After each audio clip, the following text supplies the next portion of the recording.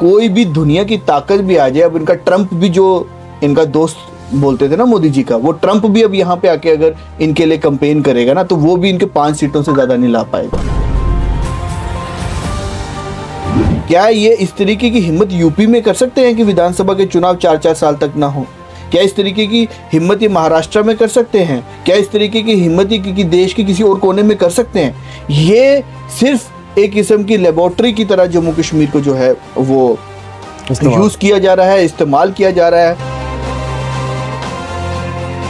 ये तो जो बोलता है फेंकने वाली बात है, वो बात मोदी जी की हो चुकी है।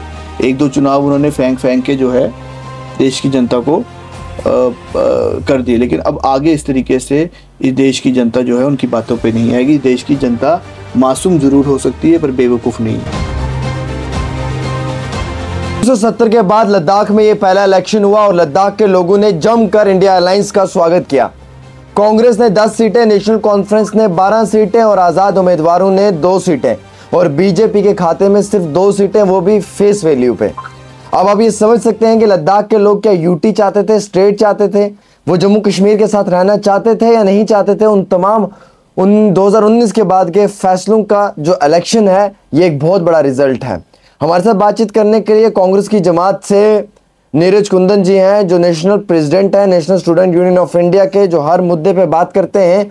आज इनसे पूछेंगे कि कितनी खुशी महसूस हो रही है, क्या ये महसूस करते हैं कि 2019 के बाद का फैसला जो मरकजी सरकार ने लिया था लद्दाख के लोगों के लिए, वो लद्दाख की आवाम को नाकाबिले कबूल है। बहुत बहुत शुक्रिया सर वक्त देने के लिए। पहला इलेक्शन लद्दाख में हुआ 2019 के बाद और पहले इलेक्शन में भारतीय जनता पार्टी को बाहर का रास्ता दिखा दिया।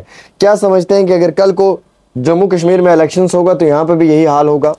देखिए, कल के जो चुनावों के निर्णय आए और जिसमें इंडिया अलायंस को जो है सफलता प्राप्त हुई और भारतीय जनता पार्टी का भी जो आपने देखा कि 2 नंबर पे जो है वो सीमित रहना पड़ा, तो कल के जो निर्णय थे उन्होंने इस चीज़ पे मोहर लगा दी कि क्यों भारतीय जनता पार्टी जम्मू कश्मीर में भी जो है, जिसको सेपरेट यूटी बनाया, कि यहाँ पे आज तक विधानसभा के चुनाव क्यों नहीं करा रहे। क्योंकि उन्हें पता है कि जो चीज़ इन्होंने जम्मू कश्मीर के लोगों पे थोपी गई, जिस तरीके से एक अच्छी खासी स्टेट को डिग्रेड करके यूटी बनाया गया, इन्हें इस चीज़ का अंदाज़ा है कि यहाँ पर भी भारतीय जनता पार्टी के जब भी विधानसभा के चुनाव होंगे यही हाल होगा। और मैं आपके माध्यम से बताना चाहूँगा कि आज ये जो हाल है भारतीय जनता पार्टी का, ये केवल लद्दाख तक सीमित नहीं है। इसको आप खाली लद्दाख के चश्मे से ना देखिए, आज इनकी पूरी हालत इसी तरीके से पूरे देश भर में हो चुकी है। भारतीय जनता पार्टी के जो खोखले वादे थे वो पूरे देश में एक्सपोज हो चुके हैं और इंडिया अलायंस से जो है ये घबराए हुए हैं। और इंडिया अलायंस से ये घबराए हुए हैं 2024 के लोकसभा चुनाव में भी जो है एक चीज़ निश्चित है कि भारतीय जनता पार्टी जो है वो बाहर रहेगी। क्या आप ये मानते हैं कि अगर जम्मू कश्मीर में कल को इलेक्शंस हो तो यहाँ पे भी यही हाल होगा? देखिए, बिल्कुल, मैं कह रहा हूँ ना कि कल के जो चुनावों के परिणाम हैं उन्होंने साबित कर दिया कि क्यों भारतीय जनता पार्टी यहाँ पे चुनाव नहीं करा रही है। यही तो एक रीज़न है, और क्या रीज़न नहीं है। जब वो पूरे दुनिया भर में डोल बजाते हैं और बोलते हैं कि जम्मू कश्मीर जो है अमन है, अब जम्मू कश्मीर में पहले से भी ज़्यादा तरक्की हो रही है, तो ऐसी कौन सी तरक्की की राह है जो तरक्की की राह विधानसभा चुनाव को रोकती है?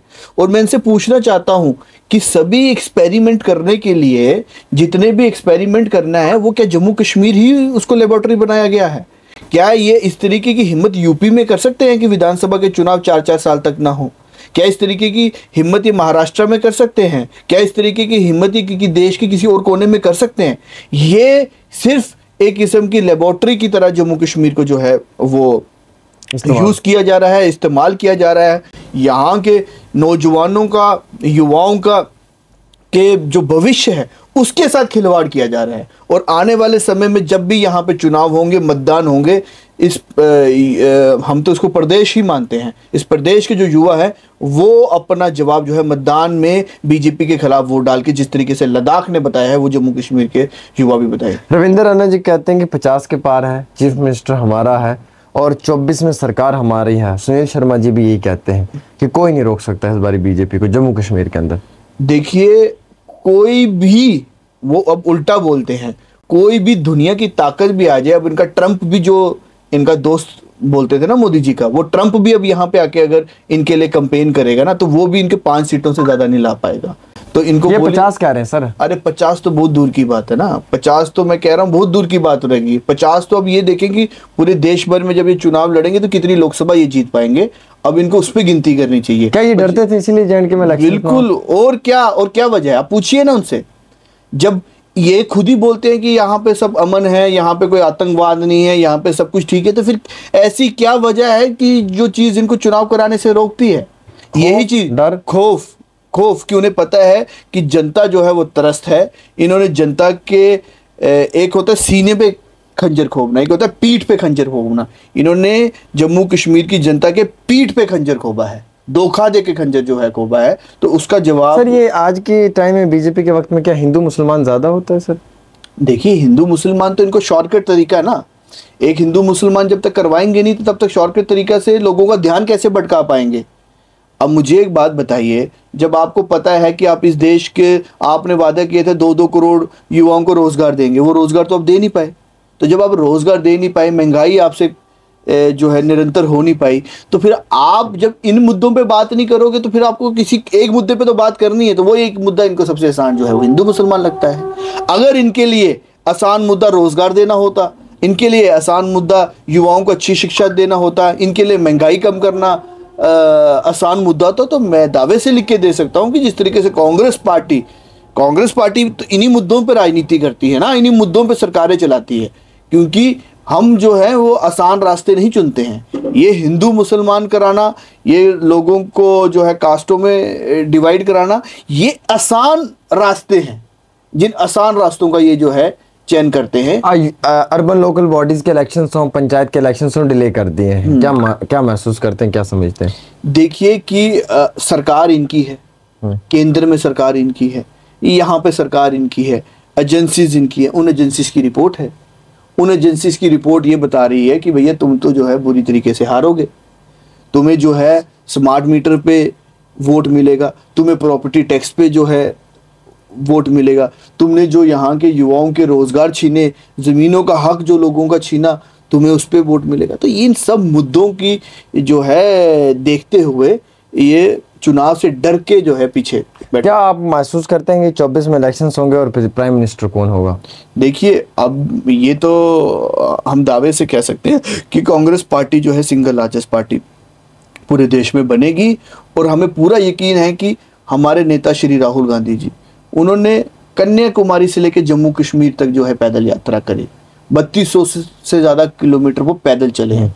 और वो जो पैदल चले हैं वो अपने मुद्दों के लिए नहीं चले, वो मेरे मुद्दों के लिए नहीं चले हैं, वो इस आवाम के मुद्दों के लिए, युवाओं के रोजगार के लिए, महंगाई के लिए, अच्छी शिक्षा के लिए, वो इन सब मुद्दों के लिए वो जो है। और सबसे बड़ी बात, उनकी यात्रा का जो सबसे बड़ा मुद्दा था वो था भारत जोड़ो, मतलब नफरत के खिलाफ, नफरत छोड़ो, नफरत के खिलाफ मोहब्बत के पक्ष में उन्होंने ये यात्रा करी। तो मुझे पूरा यकीन है कि पूरा देश का जो युवा है, पूरी देश की जनता है, वो उनकी तरफ देख रही है। तो हमें तो पूरी आशा है कि आने वाले देश का प्रधानमंत्री श्री राहुल गांधी की बने। एक तो ये भी है ना कि मेरे बहनों और भाइयों, हाँ, आप किसको चुनोगे?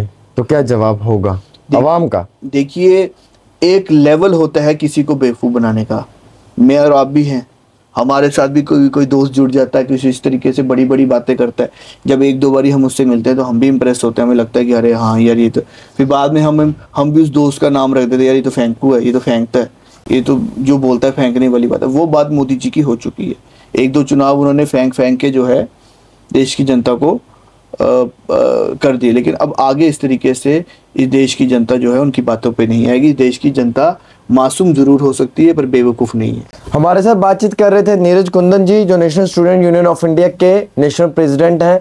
इन्होंने बड़ी अच्छी बातें कुछ कही हैं कि अगर हालात ठीक हैं, आतंकवाद अलगाववाद ख़त्म हो चुका है, कश्मीर में खुशहाली बहाली, इकॉनमी बूस्ट हो रही है, जम्मू कश्मीर के लोग खुश हैं बीजेपी के फैसलों से, तो यहाँ पे इलेक्शंस को जल्द अज जल्द करवाना चाहिए, जमहूरियत को रिस्टोर करना चाहिए, डेमोक्रेसी को रिस्टोर करना चाहिए और फिर पब्लिक पे छोड़ देना चाहिए कि पीपल विल डिसाइड इलेक्शंस के बाद सरकार किसकी होगी। अब एक और खतरे की घंटी जो बीजेपी के लिए बज चुकी है, करगिल के अंदर जो हालात पैदा हुए हैं उनसे ये महसूस होता है कि जम्मू कश्मीर में इससे भी बदतर हालत हो सकती है बीजेपी की सरकार की, अगरचे वो आते इलेक्शंस में कामयाबी हासिल ना करें तो वो तो आप सब लोगों को मालूम है, लेकिन अगर वो स्टार कैंपेनर्स को भी बुला लें उसके बाद भी ये हालात हो सकती है। तो जम्मू कश्मीर बीजेपी के हाथ से निकलते हुए दिख रहा है और शायद जम्मू कश्मीर के लोगों के अब अच्छे दिनों की शुरुआत हो चुकी है। खास रिपोर्ट आमिर सुहेल के साथ।